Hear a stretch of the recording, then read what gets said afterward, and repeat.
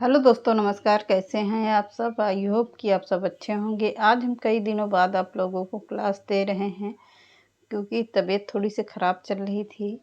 कई दिनों से तबीयत ख़राब चल रही है, इसलिए कई दिन आप लोगों को क्लास नहीं मिल पा रही थी। तो अब थोड़ा सा बेहतर है। अब कभी कभी जिस दिन आराम रहेगा उस दिन आप लोगों को कंटिन्यू क्लास मिला करेगी। तो चलिए आज के सेशन को चालू करते हैं और देखते हैं आज के सेशन का पहला प्रश्न।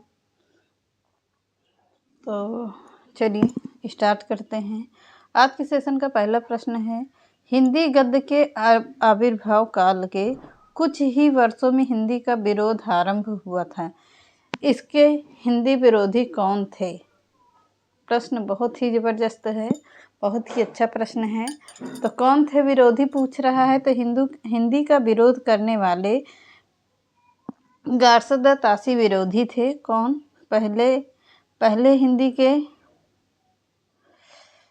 तो पहला कवि किसे माना जाता है, यानी पहला लेखक कौन है हिंदी का? तो गार्सद तासी ही माने जाते हैं। इन्होंने क्या किया था कि हिंदी गद्य के आविर्भाव काल के ही कुछ वर्षों के बाद हिंदी का विरोध आरंभ हुआ था। इसके विरोधी केवल कौन थे? गार्सद तासी थे। अगला प्रश्न है, हिंदी गद्य काल में हिंदी का समर्थन किसने किया था? तो थोड़ा आवाज़ धीमी होगी, आप लोगों को मिल रही होगी, तो आप लोग थोड़ा सा मैनेज करने की कोशिश करिएगा। तबीयत अभी उतना नहीं सही है। तो कौन थे? हिंदी गद्य काल में हिंदी का समर्थन किसने किया था? तो हिंदी का समर्थन करने वाले फ्रेडरिक पिकार्ट ने किया था। किसने? फ्रेडरिक पिकार्ट ने किया था। अगला है, राजा शिव प्रसाद सितारे हिंद ने किस परंपरा का शुभारंभ किया? राजा शिव प्रसाद सितारे हिंद ने किस परंपरा का शुभारंभ किया था?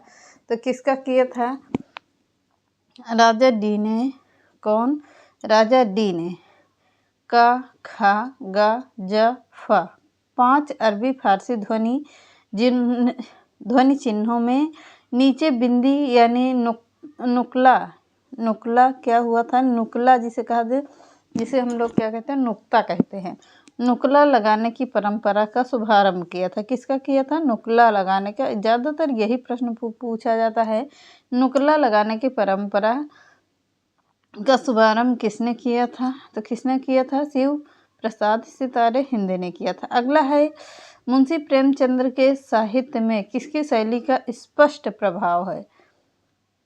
मुंशी प्रेमचंद्र के साहित्य में किसकी शैली का स्पष्ट प्रभाव माना जाता है? तो मुंशी प्रेमचंद्र के साहित्य में राजा शिव प्रसाद सितारे हिंद की शैली का प्रभाव सबसे ज़्यादा माना जाता है। अगला है, राजा लक्ष्मण सिंह की शैली का प्रभाव किसके साहित्य में है?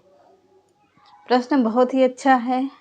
राजा लक्ष्मण सिंह की शैली में किसके साहित्य में प्रभाव है? तो राजा लक्ष्मण सिंह की शैली में दयानंद सरस्वती के साहित्य में है।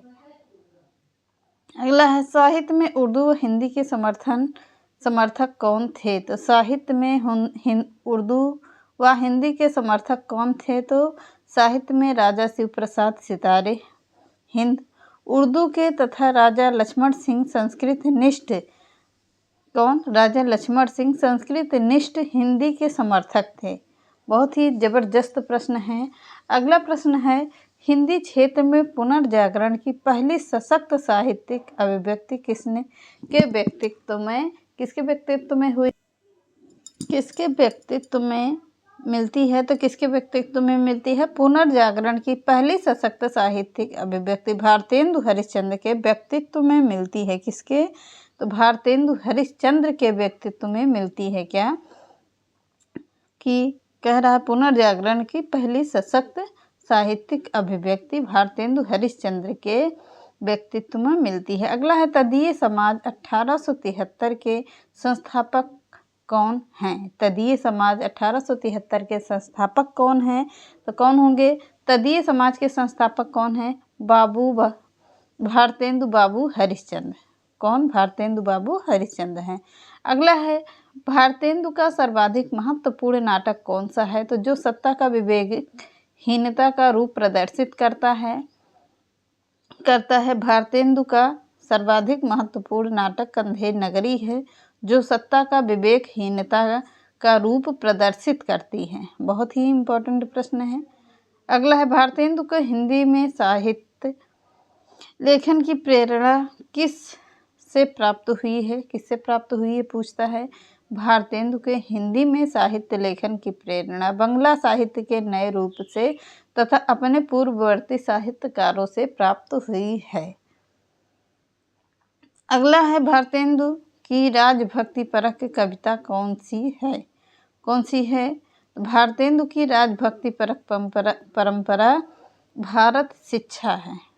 क्या है? भारत शिक्षा है। अगला है, भारतेंदु द्वारा रचित विषम मौसधम में किसका चित्रण किया गया है? भारतेंदु के विशेष विषम मौसधम में देसी राजवड़ों के कुचक्रपूर्ण पतितावस्था का चित्रण किया गया है। अगला देखिए, अगला प्रश्न है, भारतेंदु हरिश्चंद्र किसके संस्थापक थे? भारतेंदु हरिश्चंद्र कविता वर्धिनी सभा काशी के संस्थापक थे। किसके थे? कविता वर्धिनी सभा काशी के संस्थापक थे। अगला है, भारतेंदु द्वारा रचित खड़ी बोली की किस काव्य ग्रंथ में संग्रहित है? भारतेंदु द्वारा रचित खड़ी बोली किस काव्य में संग्रहित है? तो भारतेंदु द्वारा रचित खड़ी बोली कविताएं फूलों के गुच्छा नामक काव्य ग्रंथ में है। अगला है, भारतेंदु ग्रंथावली किसका संग्रह है? तो भारतेंदु ग्रंथावली भारतेंदु की समस्या पूर्तियों का संग्रह है। अगला है, भारतेंदु का सर्वप्रथम अनुदित रचना कौन सी है? तो भारतेंदु की सबसे अनुदित रचना पूछता है। आज के प्रश्न पूरे सभी भारतेंदु हरिश्चंद्र की जितने भी नाटक और काव्य ग्रंथ जो भी है सब कुछ भारतेंदु जी के ही ऊपर पूरा आधारित प्रश्न है। भारतेंदु का सर्वप्रथम अनुदित रचना विद्या सुंदर है। जब कब का है? तो 1868 ईस्वी का यह एक नाटक है। भारत दुर्दशा में भारतेंदु ने देसी राजाओं को क्या कहा है? तो भारत दुर्दशा में भारतेंदु ने देसी राजाओं को कहा है। क्या कहा है? भारत दुर्दशा में भारतेंदु देसी राजाओं का राजभ यानी कि गधा कहा है। अगला है, भारतेंदु द्वारा लिखा गया कौन से शीर्षक निबंध को हिंदी आलोचना की आधारशिला कहा गया है? क्या कहा गया है? भारतेंदु द्वारा लिखा गया नाटक शीर्षक निबंध को हिंदी आलोचना की आधारशिला कहा गया है। आगे देखते हैं। अगला प्रश्न है, संक्रांति काल किसे कहा गया है? तो संक्रांति काल हिंदी रीतिकाल के अंतिम चरण सन 1843 ईस्वी और भारतेंदु के आगमन सन 1868 ईस्वी के बीच 25 वर्ष के समय को संक्रांति कहा गया है। अगला है, ब्रज भाषा गद्य का सबसे प्राचीन नमूना किस ग्रंथ में मिलता है? तो सबसे प्राचीन नमूना किस में मिलता है? तो ब्रज भाषा गद्य का सबसे प्राचीन नमूना 14वीं सदी के लगभग गोरख सार नामक ग्रंथ में मिलता है। अगला है, पंडित सदल मिश्र द्वारा रचित ग्रंथ चंद्रावती का अन्य नाम क्या है? क्या नाम है अन्य नाम चंद्रावती की? तो पंडित सदल मिश्र द्वारा रचित ग्रंथ चंद्रावती का नाम है नासिकेतोपाख्यान। क्या है? नासिकेतोपाख्यान है। बहुत ही इम्पोर्टेंट है, इसको नोट कर लीजिएगा। अगला है, राजा राम मोहन राय को किसकी उपाधि मिली थी? तो राजा राम मोहन राय को भारतीय कोलंबस की उपाधि मिली थी। अगला है, दयानंद सरस्वती ने हिंदी भाषा को क्या कहा है? तो स्वामी दयानंद सरस्वती ने हिंदी भाषा को आर्य भाषा कहा है। बहुत ही इम्पोर्टेंट प्रश्न है, नोट करते रहिएगा। अगला है, मृदुलालयों की स्थापना के बाद आधुनिक काल में हिंदी गद्य की विधाओं में सबसे पहले क्या जनता के सामने आया। क्या आया था? आधुनिक काल में हिंदी गद्य की विधाओं के सब में सबसे पहले निबंध जनता के सामने आया था। ये रहे आज के कुछ इम्पोर्टेंट प्रश्न। 30 प्रश्न थे, तो थोड़ा सा तबीयत अभी ठीक नहीं है, तो थोड़ा मैनेज करिएगा। जैसे जैसे आराम होता है आप लोगों को कंटिन्यू क्लास मिलती रहेगी। तो चलिए आज के सेशन को समाप्त करते हैं, मिलते हैं अगली क्लास में। नमस्कार।